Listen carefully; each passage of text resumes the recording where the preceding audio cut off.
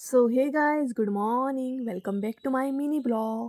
सो आयज सकाळी नाही बरे असे वेदर असले थंड सामके आणि तेतूनच नाही वारे सुद्धा सुटलेले आणि हांगसर आमच्या पोरसान नाही भरपूर अशी रोजां फुल्लली बरी सामकी नाही वेगवेगळी अशी फुलां फुल्लेली. आतां सद्या थंड पडटा नाही सो तेतूनच नाही फुलांक सुद्धा म्हणटा तशें बरें हें जाता आनी बरे तरेन झाडां म्हणटा तशी बरी ग्रो जाता. हांगसर नाही वेगवेगळे तरेची रोजां फुल्लली लायट कलर डार्क कलर म्हटल्यार नाही डार्क येल्लो डार्क ऑरेंज अशे तरेन आनी तेतूनच न्हय हांगसर मम्मी म्हणटा तशें पोरसान क्लीन बी करताली. सकाळचें थंड वेदर आसल्या कारणान न्हय बरें दिसता झाडांक उदक घालपाक क्लीन करपाक. आनी हालींच्याच दिसांनी आमी हांगसर न्हय टमाटाचे बियो घातलेले रुजत सो थोडेशे हांगसर न्हय रुजोन सुद्दां येयल्ले आनी थोडे जस्ट येताले म्हणटा तशें. आनी तेज्या मागीर म्हणटा तशी गुलाब सुद्दां बरे तरेन फुल्लले हांगसर क्यूट अशे गुलाब फुल्लले.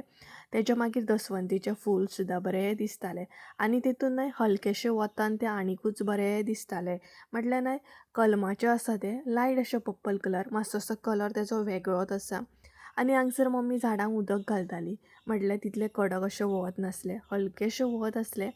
आनी दसवंती सुद्दां बरें वेगवेगळे अशे फुल्लले.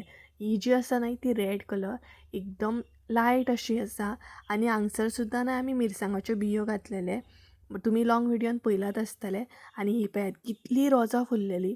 सो म्हटलें सगळीं रोजां काडून घेवया आनी म्हटलें पुजेक हार करून म्हटलें यूज करया. इतली रोजां आसली की तेतून एक हार तर जातलोच आनी बरे तरेन ती ग्रो जाताली सद्या कारण थंडेचे दीस न्हय थंडेच्या दिसांनी कसलीय झाडां न्हय बरी अशी ग्रो जाता. आनी न्यू सुद्दां तुमी लायली न्हय आतां जाल्यार ती बरी ग्रो जाता. तेज्या उपरांत न्हय रोजां बीन काडून घेतली आनी हांगसर म्हणटा तशें सुपारे जे आसले न्हय आमी आदले दिसा सुपारे बीन काडून घेतलेले सो ते सेपरेट करपाचे आसले सुकत घालपाचे आसले.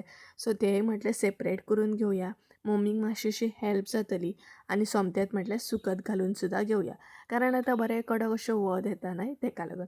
सो अशे तरेन हांगसर हांवें तें फटाफट सेपरेट करून घेतले आनी आतां बरें अशें पसरून न्हय तें म्हणटा तशें स्प्रेड करून सुकत घालपाक जाय. आनी हांगसर म्हाका मातशी न्हय वाज हाडटाले. सो असो आसलो आयचो मिनी ब्लॉग. Bye bye.